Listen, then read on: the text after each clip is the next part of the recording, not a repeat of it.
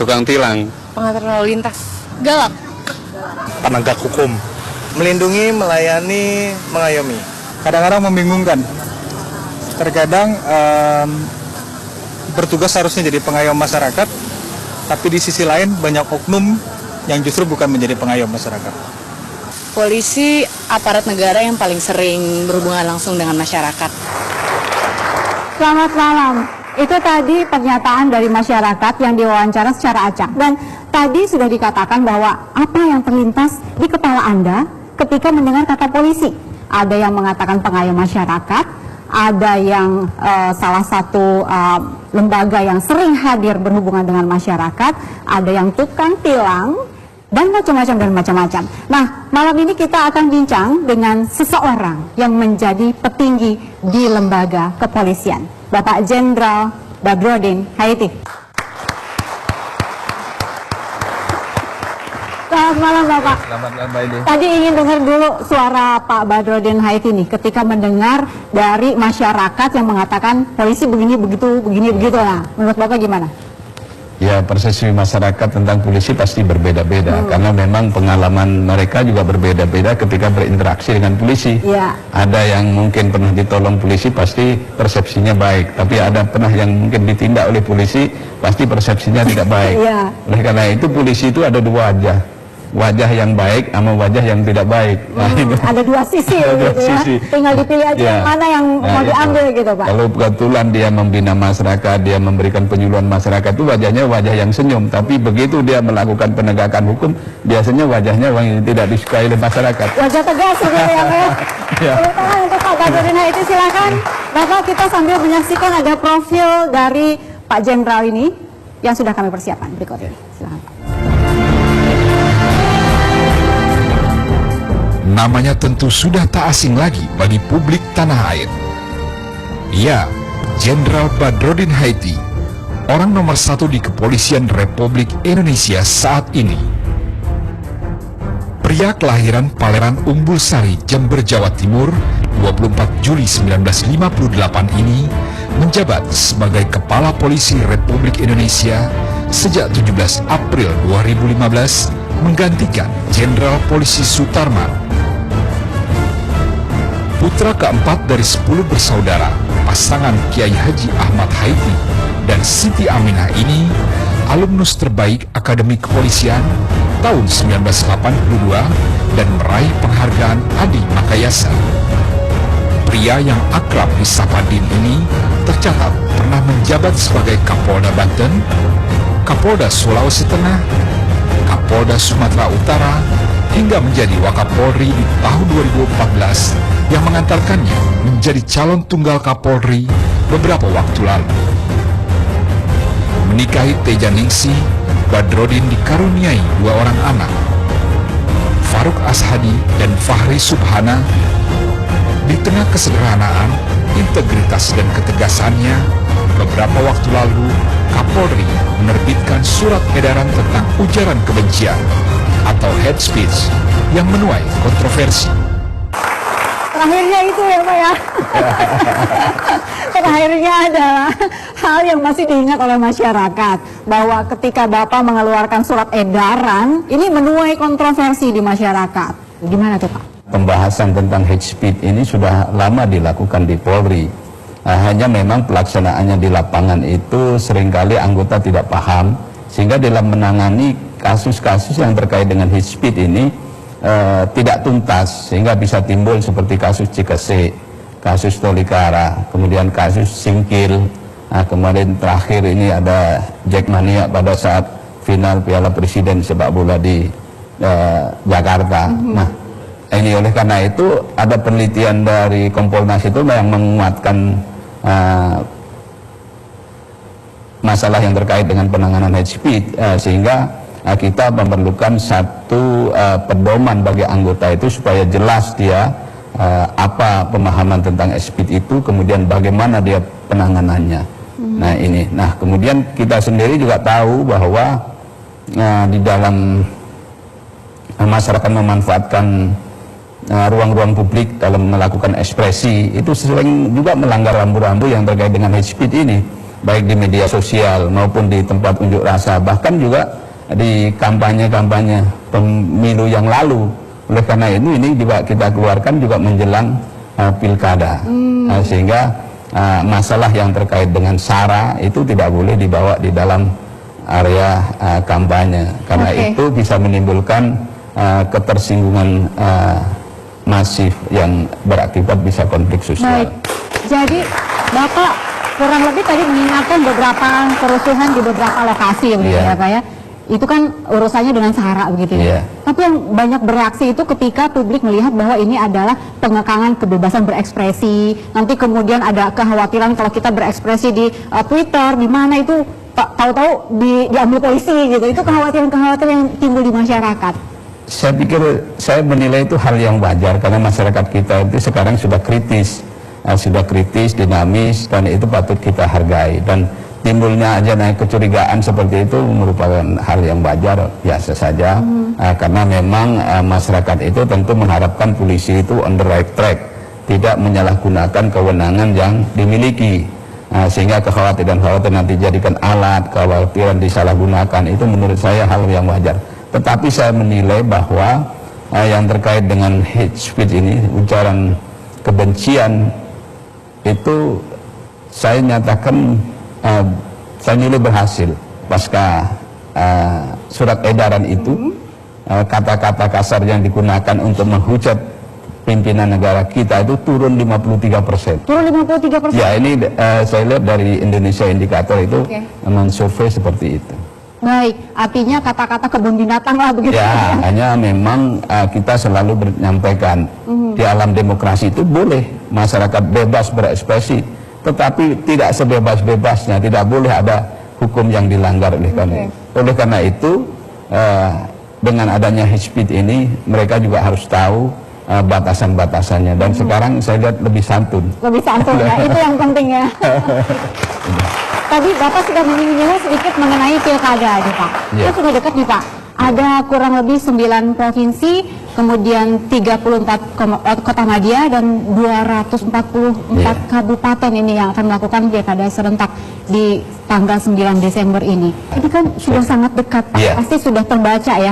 Petanya itu potensi konflik ada di mana begitu Pak. Persiapan kita menghadapi pilkada yang tinggal beberapa hari lagi ini sudah, saya lihat beberapa daerah yang kita kunjungi sudah siap. Masing-masing daerah tentu punya kerawanan yang berbeda-beda. Nah, oleh karena itu yang perlu diperhatikan oleh para Kapolres yang bertanggung jawab keamanan di wilayahnya itu bagaimana segera melakukan langkah-langkah antisipasi, langkah-langkah tindakan kalau itu sudah terjadi, jangan sampai itu meluas. Kita sudah memetakan kerawanan-kerawanan dan kita sudah plotting mana yang memerlukan tambahan pasukan seperti di Nusa Tenggara Barat, kemudian di Papua Barat, kemudian Maluku Utara, kemudian Jambi.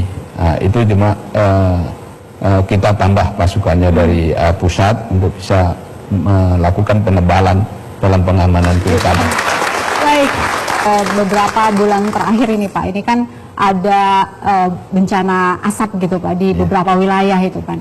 Sudah masyarakat ini sudah begitu ramai membicarakan mengenai siapa yang melakukan pembakaran begitu Pak. Ada bahkan yang sudah ditindak, ada penindakan lanjut begitu.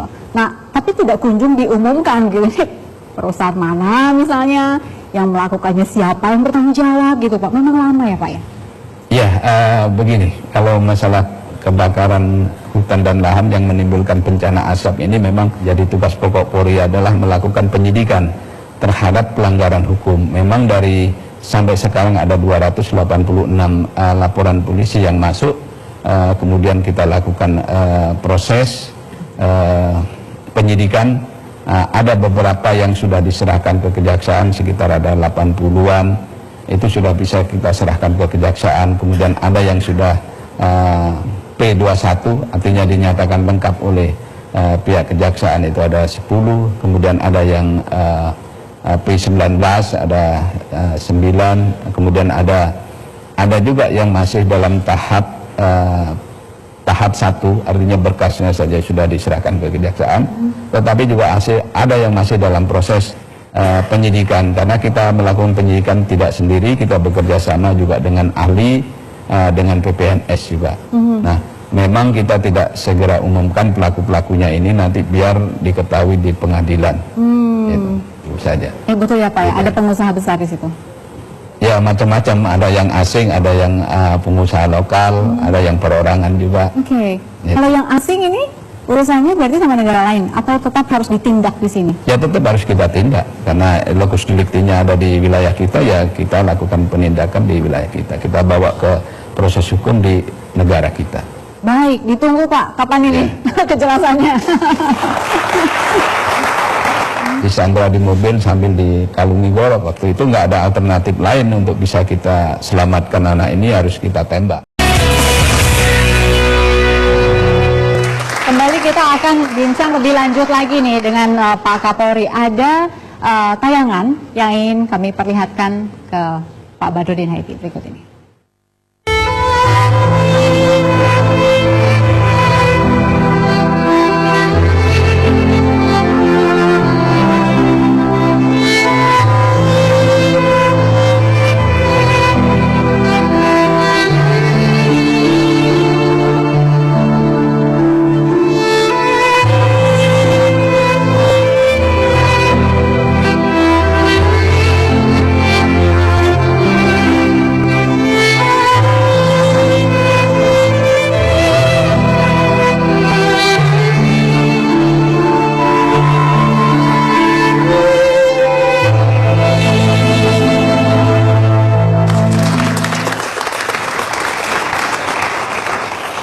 Kangen Pak, banget. Ya, kangen ya. Lebih kangen sama ibu atau sama bapak? Dua-duanya. Dua-duanya. Yang paling ya ibu saya. Seberapa dekat bapak dengan ibu? Ya cukup dekat lah. Kalau bapak saya kan sibuk, ada ngisi ke sekolah, ada ngisi pengajian. Tetapi kalau ibu kan sering kumpul sama-sama. Apa yang dikangenin Pak Badrudin Haiti dari sosok ibunda? Ya, artinya seorang ibu itu kan pasti tahu perasaannya anaknya, tahu kemauannya, nah, sehingga bisa menciptakan suasana menjadi lebih suasana yang dirindukan. Pada saat ibunda wafat, bapak saat itu sedang berada tugas di mana? Di Banten, Kajari Kapolda Banten. Karena waktu itu kena tumor otak, kemudian saya sempat juga ke berapa kali ke rumah setelah operasi sudah balik. Jadi waktu itu bapak sedang ada di Banten dan ibunda ada di Surabaya. Langsung tuh berangkat bapak? Iya. Oke. Ini kayaknya bapak agak emosional ya. Pak, saya sudah baca nih mengenai perjalanan bapak. Bapak ini dibesarkan di keluarga yang agamis, bahkan sempat sekolah juga di pesantren juga, kemudian sempat juga di Muhammadiyah juga gitu. Ini tapi kok jalurnya ke kepolisian gitu. Pernah terbayang nggak sih ada pucuk pimpinan di kepolisian? Ya, tadinya memang tidak terbayang. Jadi keluarga saya kan dari kampung, jadi wawasannya itu paling kalau bisa sekolah itu nanti paling banter itu jadi guru. Jadi guru. Jadi guru itu. Tetapi kan saya sekolahnya itu cukup pindah-pindah. Jadi didikan yang agamis, diarahkan sekolahnya itu sekolah ke yang Islam. Kemudian saya ikut bercoba ke sekolah ke yang umum, dan itu membuat saya terbuka wawasannya. Saya ingin melawan tradisi yang tadi seolah pengabdian itu hanya sebagai guru. Kita coba yang lebih gitu. Yang lebih gitu. Tapi sempat ada ibunda itu tidak mengizinkan gitu ya Pak, bapak masuk ke Akabri. Gimana akhirnya bisa itu Pak? Ya itu tadi kan wawasan orang tua itu paling kalau kuliah toh kalau saya kuliah pasti adik-adik saya juga nggak bisa kuliah nanti. Nah kemudian paling banter juga nanti jadi guru. Nah, tetapi saya bisa meyakinkan bahwa saya ingin menempuh pendidikan ini karena memang nggak bayar, nggak bayar, kemudian nanti dikasih pakaian, dikasih uniform, kemudian dikasih uang saku. Nah pokoknya Terjamin lagi begitu. bagus lah. Oke. Itu artinya tidak, orang tua tidak direpotkan. Nah, tetapi pesan bapak saya, ya kamu nanti kalau sudah jadi taruna, ya masuk di, kalau masih jadi perwira masuk di apa itu, rohani Islam gitu. Oh, tetap ya. Kabak rohani Islam. Saya sampaikan di polisi juga ada, di polisi juga ada gitu. Oke. Gitu. Terus Tapi Bapak, begitu saya lihat yang di bagian rohis itu rupanya yang banyak karirnya yang non akabri. Gitu. jadi Bapak ya masuk ke Rohis juga atau tidak? Enggak. Pak, setelah tamat nih Pak, setelah tamat Bapak punya pengalaman tugas jadi polisi begitu kan Pak di beberapa wilayah ini. Ada yang sampai sekarang ini melekat gitu, yang tidak pernah terlupakan gitu Pak. Peristiwa itu di mana? Banyak ya, peristiwa kan saya banyak. Mulai dari Kompol saya Kasat Serse di Jakarta Barat itu sudah menangani kasus penyanderaan. Iya. Penyanderaan anak SMP oleh mantan supirnya. Itu dari pagi kita tangani dan kira-kira jam 8 lah. Jam 8 sampai selesai kita tangani tuntas itu jam 6 sore. Harus masuk dari atas, kemudian mereka disandra di kamar, akhirnya dibawa ke mobil, disandra di mobil sambil dikalungi golok. Ada anak-anak SMP, anak perempuannya. Kemudian sampai kita bujuk rayu nggak bisa, kita negosiasikan nggak bisa, akhirnya kita menunggu lengah untuk bisa kita lakukan penindakan sampai akhirnya bisa selesai. Selesai kita waktu itu nggak ada alternatif lain untuk bisa kita selamatkan anak ini, harus kita tembak. Sehingga kita tembak, meninggal. Anak ini yang di Kebon Jeruk ini terkena golok sedikit, tapi masih nggak ada masalah itu. Nah kemudian yang kedua di Sumatera Utara, saya dari Jawa Timur pindah ke jadi Kapoltabes Medan. Nah, itu waktu itu banyak-banyaknya bom tahun 2000, mendekati Natal. Oleh karena itu, karena banyak bom, saya sudah mendapatkan bisa mendeteksi bahwa nanti pada malam Natal akan ada ancaman bom. Ini cukup besar. Oleh karena itu saya upayakan semaksimal mungkin seluruh gereja ini kita libatkan juga pemuda gereja untuk melakukan pengamanan secara ketat. Kemudian pada jam 5 sore kita mendapatkan laporan ada seorang anak di Medan Teladan itu menerima parcel untuk bapaknya, anaknya pendeta ini. Kemudian dia ingin membuka biskuit. Nah, setelah dibuka ada kabelnya, ada kabel. Tidak langsung meledak itu kan Pak? Enggak langsung meledak. Ada kabelnya, kemudian dilaporkan, kita tangani, kita turunkan tim jihanda. Jam 19 itu kita bisa dapatkan penjelasan dari jihanda kita bahwa di dalamnya itu ada timer, ada jam yang menunjukkan arah jam 9. Dan itu berapa menit lagi Ya, 2 jam lagi.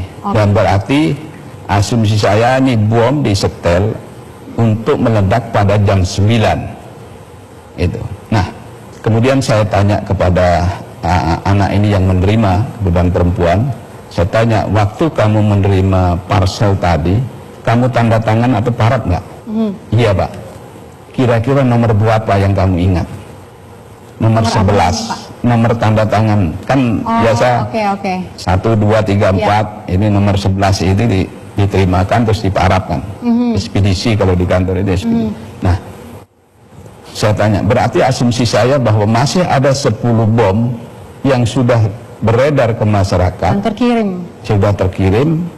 Nah ini harus kita temukan sebelum jam 9. Dalam waktu malam, 2 jam itu? dalam waktu 2 jam. Wow. Akhirnya saya sampaikan melalui Handy Talkie ke seluruh anggota supaya parsel-parsel tadi yang diterima di pendeta maupun di gereja yang tidak dikenal oleh yang menerima itu, atau di situ ada tulisannya, ada kartunya minta doa dari sakit, kesembuhan dari sakit. Semua. Itu dilampirkan di situ. Atau ada itunya supaya dikeluarkan semua. Ketemu yang 10 itu. Luar biasa Jadi yang- Bapak. Saya merinding dengernya. Bisa dibayangkan. Saya kalau tidak bisa sudah bayangkan meledak. kalau 10 parcel itu meledak semua di gereja atau di rumah pendeta. Ya. Itu berapa banyak korban. Oke. Itu. Satu lagi nih Pak, Itu. peristiwa yang masih diingat ini, nama Pak Badrodin Haid ini lekat juga dengan Poso gitu. Oh, iya. Di situ pernah ada peristiwa ini sempat hampir membahayakan nyawa ibu ya Pak ya? Ya, Wow. itu hal biasa. Mau dengar suara ibu boleh nih nggak Pak? Ya, silakan aja. Ya, silakan. Ibu gitu pernah ya Bu ya, betul nggak sampai ada pelemparan granat ke mes ibu pada saat itu? Iya, pernah. Gimana ceritanya Ibu? Jadi waktu itu bulan puasa, Bapak beserta anggota yang lain yang tidak piket melaksanakan sholat tarawih di masjid. Kebetulan saya dengan istri Dirinta, saya lagi tidak sholat, kemudian istri Dirinta memang beda keyakinan, kami lagi ngobrol-ngobrol di ruang tengah. Terus ada suara lemparan dari atas ke truk gitu suaranya. Itu saya lihat, saya masih belum gitu ngerti karena kan nggak terlalu terang sekali di depan. Saya berdua sama istrinya Kadir Infal itu, oh ini katanya granat ya, kita lari. Saya lari bertiga dengan putrinya, saya lari ke depan, tunggu ada yang pulang sholat, dia pulang sholat bilang ada granat. Akhirnya banyak granat di situ kan. Lihat, begitu dilihat betul itu granat diambil, kemudian dilihat pin itu sudah keangkat, tapi Allah masih melindungi saya saat itu. Alhamdulillah sampai saat ini. Ini jadi istri dari seorang anggota kepolisian juga lumayan bikin deg-degan ya Bu ya? Iya. Emang kira-kira Ya, itu arahnya? mesnya itu kan atapnya seng, jadi kalau orang lempar batu dedek itu kan Iya. dengar gitu. Iya. Gitu. Memang arahnya untuk para istri itu gimana itu Pak? Enggak, ya mungkin sekedar mengganggu saja. Baik, Mengganggu saja. baik lumayan deg-degan juga dari jadi ibu nih. Baik, ini nanti kita akan bahas ke masa kecil Bapak ya, yang katanya Bapak ini jahil, katanya Bapak ini suka berkelahi. Dibongkar semua boleh nggak Pak? Namanya juga anak-anak ya Pak ya. Saat lagi kami kembali.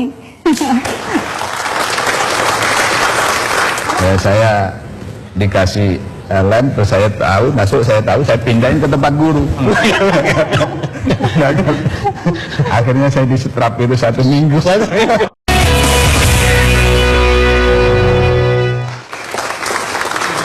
Oke, dan pada saat Bapak kecil itu betul ya suka berkelahi? Dari kecil, bukan sekarang. Itu waktu SD lah. Waktu SD, saya SD ikut di kampung itu. Kemudian saya berkelahi di situ, terus saya ikut. Itu berkelahi itu kalau apa gitu loh Pak? Ya namanya anak-anak kecil ada saja permainan bisa berkelahi, nanti masalah ganggu-ganggu di kelas itu juga bisa berkelahi, di olok-olok pun bisa berkelahi. Itu. Kemudian saya dipindahkan ikut kakak saya yang di Blitar. Karena dipindahkan karena apa nih? Ya karena supaya nggak nakal aja. Sampai pindah sekolah loh. Di Blitar itu rupanya kelas 6 itu masih berkelahi juga. Masih nggak ngaruh dipindah juga ya Pak? Akhirnya dikembalikan lagi. Setelah tamat kelas 6 dikembalikan lagi ke kampung terus sekolah di pesantren. Wow. Nah, jadi akhirnya ada Bapak kan ke pesantren ya Pak ya? Baitul Arkom Ya ya Pak ya? di Baitul Arkom itu SMP-nya. Di situ ada kakak saya yang sekolah di Aliyah itu ikut mengawasi saya sehingga nggak nakal lagi di situ. Ada pengalaman yang seru nggak Pak waktu masa sekolah nih yang tidak terlupakan? Ya Baitul Arkom terutama. pengalamannya sih nggak ya biasa saja sih. Yang lain paling kenakalan anak-anak saja. waktu itu yang saya ingat itu ada pelajaran prakarya. Biasanya bawa kertas, bawa lem itu. Kebetulan saya masuk agak terlambat, di bangku saya oleh teman dijailin. Dikasih kertas transparan, dikasih lem. Kalau yang ini oleh-oleh dari mana? Teman waktu di mana ini, Pak? Boleh diperkenalkan, Pak? Jadi silakan. teman SMP saya ini. Teman SMP.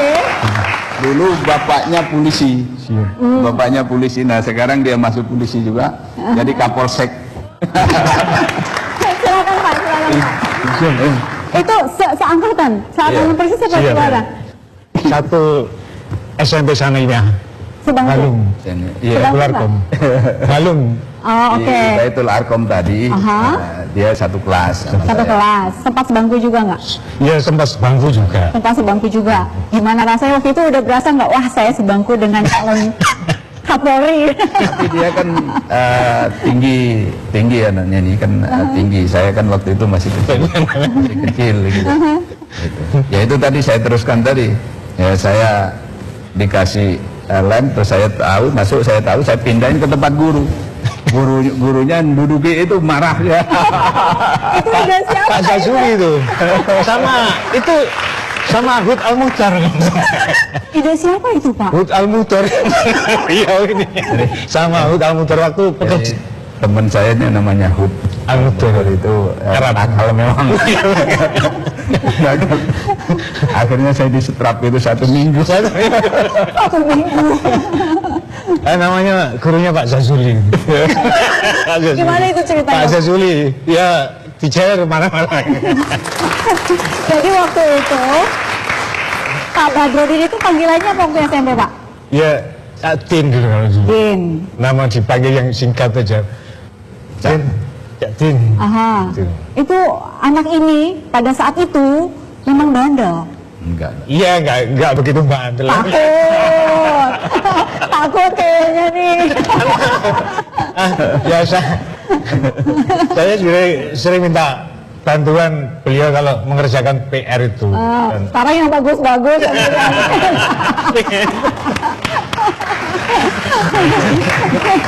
Katanya pernah sampai masak nasi gosong ya? Iya di pondok kan kalau mau ujian kan di pondok sekian bulan. Ya kadang gosong juga itu. Masak sendiri. Kan kita masak sendiri. Jadi kalau mau selesai di kelas 3 itu kita tidak pulang ke rumah tapi tinggal di situ kayak boarding school tapi masaknya masak sendiri aja. Sehingga banyak waktu untuk belajar gitu. Nasinya sampai gosong begitu. Ya karena kita kan nggak punya pengalaman. Dimakan nggak itu? Dimakan sangit. Ya iyalah pasti sangit lah, Pak. Pak Badrodin ini jadi ini nggak sih incaran cewek-cewek pada saat itu? Gak apa-apa ya, Bu ya? Gak apa-apa, Bu. Pada saat itu zaman dulu. Yang cantik itu nganu Farida sama Nusim Bibi. Sampai ingat yang Arab itu. namanya. Gimana Nusim itu? Bibi. Enggak, itu kan ada sekarang ada di London. Nusim Bibi ini keturunan Arab itu. Cantik dong. Cantik. Kabar, Bu, itu zaman dulu. Lanjutkan. Pak Badrodinnya suka, Pak, waktu itu Din gitu ya, Cak Din gitu. Suka godain juga nggak? Iya kadang-kadang juga gitu. Kadang-kadang tapi nggak terlalu lah. Nggak terlalu. Ini setelah pulang dari sini disuruh disetrap nih sama Pak Kapolri. Betul, dua-duanya waktu itu akhirnya daftar Akabri begitu, Pak? Beliau di SMA Bib sama, saya SMA Bib Ambulu, beliau di SMA Bib Tanggul. Kemudian? Kebetulan pada saat itu dan timnya itu Pak Basuki Sudirman. Beliau sama saya ke Surabaya diantar oleh mobil di Jalan Opak. Beliau lulus, saya tidak. Nasib. Sekarang nih, kan asalnya seangkatan gitu ya, Pak ya. Sekarang ini sudah menjadi pimpinan tertinggi di Polri. Apa gitu sebagai teman seangkatan rasanya gimana gitu, Pak? Saya Yang pertama selaku teman, ya ikut bangga lah. Bangga.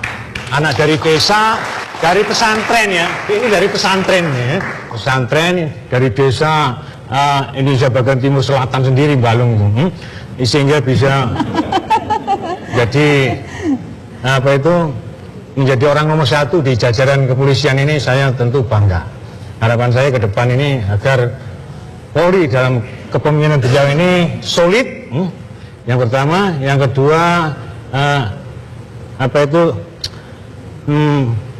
mampu menghadapi tantangan di era globalisasi dan profesionalisme yang tadi.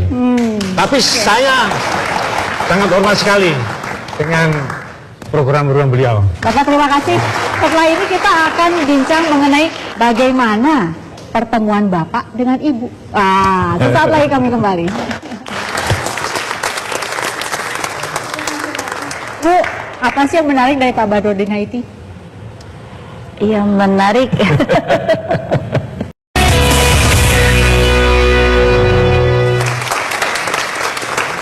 Ini saatnya membongkar-bongkar romansa. Wah, Bapak Kapolri. Ketemunya di mana, Bu? Ketemunya di Depok. Di Depok. Iya. Waktu itu Ibu masih di Masih SMA kelas 2. SMA kelas 2. Iya. Kemudian kan Bapak sudah beda iya, jauh, 7 tahun. beda 7 tahun. Kemudian gimana ketemunya itu, Bu? Waktu itu nggak ada pemilihan paskibra. Ya, Bapak salah satu pelatihnya. Kenapa saya ingat terus? Karena aku termasuk orang yang galak. Galak. Galaknya mungkin Jarang ngomong. Dia hanya lihat-lihat, terus suka bawa ini kan, kayak radio tuh suka ditarik untuk panjang, antena itu. Jadi kalau tangan, kaki gerakannya nggak sama, nggak ngomong lagi, langsung letak begitu. naik kaki. Gitu. Saya bilang galak banget sih Bapak yang satu. Galaknya jangan cuma sama Ibu doang kali. Galaknya ke semua tapi kan, Bu. Semua. Oke, kan galak nih Pak Badrodin pada saat itu. Tapi berlanjutnya gimana itu, Bu? Sabar sama bapaknya. Sabar gimana maksudnya? Saya galak tapi sabar gitu. Iya, karena Bapak katanya judes, saya juga harus judes gitu. Kalau saya cemberut gitu. Saya juga saya cemberut. Emang Bapak udah ngincer, Pak? Sebagai pembina Paskibra ini yang ini nih yang harus digalakin. Gimana tuh, Pak? Enggak juga, karena prosesnya itu panjang. Prosesnya panjang, jadi sampai masuk ke perguruan tinggi di universitas. Bapak sering jemput Ibu pulang kuliah? Ya, sering waktu itu. Iya. Terus kencannya gimana itu, Pak? Ya, kencananya paling kita ngantar pulang, terus paling makan bakso, makan di makan pempek. Ada syaratnya, bener Bu, nggak boleh beli makanan yang mahal. Nggak ada duitnya. Belum ada duitnya. Betul, dibilangnya waktu itu masih ingat nggak Bu kata-katanya, jangan enggak sih, saya aja yang tahu diri. Sudah dipolsek kan, Pak? Sudah kembali lagi ke Polda. Sudah kembali ke Polda. Pernah jadi Kapolsek terus ke Polda.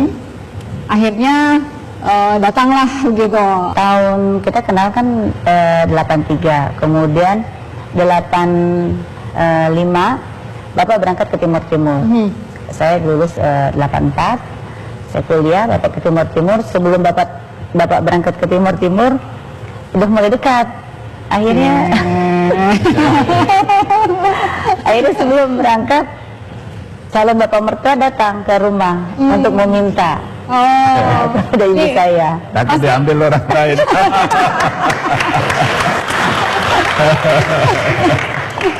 Bu, apa sih yang menarik dari Pak Badrodin Haiti? Yang menarik. Waktu itu gitu loh, Bu. Kan mungkin pilihan-pilihannya banyak. Ya. Waktu saya kenal kan galak, tapi setelah ngobrol terus ya secara dekat semua kok jadi sabar gitu. Saya malah balik saya agak judes. Karena diawali dari Bapak yang kelihatannya galak, saya juga agak judes gitu kan. Nah, akhirnya ya sering ketemu terus ngobrol gitu kan. Ya. Jadi jadinya juga nggak ada menyatakan cinta, enggak, Pak? Oh, nggak pakai Enggak. terus gimana tuh, Bu? Dia karena sering datang aja, oh ini sering datang berarti mau ya. Kira-kira gitu, kira-kira. Jadi kalau dibilang romantis enggak ya? Maka ada waktu itu sebelum. Kalau dulu waktu masa pacaran panggilannya apa, Bu? Bapak. Kenalnya sudah bapak jadi bapak terus. Iya. Iya. Kalau sekarang? Sebenarnya paling papa sayang. Ada yang juga nih. Iyalah. Harus kita loh Mbak yang bikin romantis. Harus diciptakan gitu Iya, ya, Bu ya. iya. Kalau Bapak panggil Ibu? Ya mama lah. Oke. Nah, Ibu waktu awal-awal nih, betul Bapak ini sempat ngompreng, Bu, untuk apa? Agar menikah, agar cukup biaya untuk menikah. Betul nggak, Bu? Ceritanya seperti itu. Tapi saya sendiri Nggak tahu. nggak tahu. Tapi akhirnya tahu juga ya hiburan, bilangnya sih hiburan. Waktu di mana itu, Pak? Waktu Bapak tugas di mana? Tugas di Polda Metro. Aha. Iya. Kan saya punya uang sedikit, saya belikan mobil pickup yang dijadikan angkot gitu. Aha. Itu. Jadi kalau misalnya tidak bertugas malam, ya saya nggak ada kerjaan ya. Jabatannya sebagai apa waktu itu, Pak? Hah? Kenapa? Jabatannya Bapak masih sebagai apa? Masih Ibda kamu nggak salah. Sabar. Masih, iya di staf di Polda. Di staf di Polda. Memang sengaja untuk cari tambahan begitu? Ya cari tambahan, ya cari ngisi waktu juga. Dan Bapak nggak cerita ke Ibu? Kenapa? Nggak cerita ke Ibu? Kan waktu itu terus kita nggak berapa lama terus saya pindah tugaskan ke Timur sehingga ini saya jual. Nah, terus saya belikan motor itu saya kasihkan anggota untuk ngojek. Untuk ngojek. Oke. Dan akhirnya ada dua nih ya Ibu ya. Iya. Putra-putra dua-duanya begitu ya. Iya. Dan ada juga yang mengikuti garis Bapak juga nih. Ada. Ya. Kita akan bincang boleh nanti Ibu dengan putra-putra Ibu? Boleh. Oke. Kami kembali saat lagi. Akhirnya pilih jalur yang sama dengan Bapak itu gimana? Ya dari kecil ya, dulu cita-cita saya sebenarnya bukan jadi polisi. Oke, ini sekarang udah lengkap semua ya Bu ya. Itu mungkin yang bisa memperkenalkan satu persatu. Oh ya, ini putra pertama saya itu Farouk Asyadi Haiti, kemudian istrinya Alivia Amanda Cikita, kemudian ini putra saya yang kedua Fakhri Subhana Haiti. Oke, dua aja nih Pak oleh-olehnya. Dua aja. Dan yang menikah baru satu ya Bu ya? Iya. Sudah ini juga hampir ada cucu Bu? Iya, insya Allah. Iya, seneng banget Ibu kayaknya. Kalau Farouk nih, saya panggil Farouk aja ya. Akhirnya pilih jalur yang sama dengan Bapak itu gimana? Ya dari kecil, kan mulai ikut Bapak kan mulai dari sekolah TK udah ikut Bapak pindah-pindah.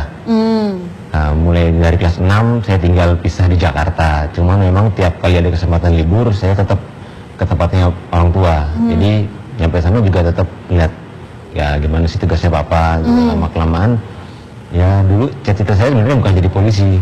Jadi apa? Jadi pilot angkatan udara. Sama dong sama Bapak lagi kecil. Sebagai mantunya Kapolri, gimana sih sosoknya Bapak itu? Baik, diam sih sebenarnya. Banyak diamnya. Justru diam itu yang bikin serem ya. Tapi kadang-kadang lucu juga. Lucu? Iya. Lucu juga? Lucu kalau apa nih?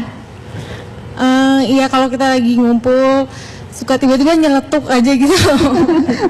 Celetukannya yang bikin agak. Bapak tapi kalau di sini di depan umum gitu kayaknya nggak pernah nyeletuk yang lucu gitu. Oke, ini Kalau di rumah itu kan pengen kita menciptakan suasana yang kekeluargaan gitu ya. supaya dirindukan gitu. Nah, itu yang harus diciptakan sebetulnya supaya keakrabannya itu juga terpelihara. Ingin tahu nih harapan dari Fahri untuk Bapak apa? Ya harapannya semoga Bapak itu bisa menjalankan pekerjaannya itu secara profesional, terus amanah, dan ya pokoknya memberikan yang terbaik bagi Polri-nya, ya negara ini, Indonesia, dan keluarga juga. Oke, kalau dari Ibu? Harapan dari saya supaya Bapak dalam kepemimpinan Bapak ini semua Bapak bisa insya Allah dapat menjaga amanah yang pertama juga, kemudian keluarga juga menjaga nama baik, kemudian institusinya supaya lebih bagus lagi, lebih bisa dipercaya lagi oleh masyarakat, kemudian juga khususnya untuk keluarga besar dan juga masyarakat, tentunya semua dari kalangan-kalangan, bukan hanya Polri melainkan masyarakat seluruh kalangan bisa memberikan masukan untuk kedepannya Polri lebih baik lagi. Oke, terakhir nih harapan dari Farouk sebagai anggota kepolisian juga. Harapan saya sebagai anggota kepolisian, semoga di bawah pimpinan Papa, polisi dapat meraih prestasi dan menjadi lebih baik di bidang baik pelaksanaan tugasnya maupun di mata masyarakat. Juga untuk keluarga, semoga diberikan kesehatan agar dapat melaksanakan tugas maksimal, juga bisa berada di tengah-tengah keluarga juga bisa maksimal. Oke, satu nih, kesejahteraan anggota gimana?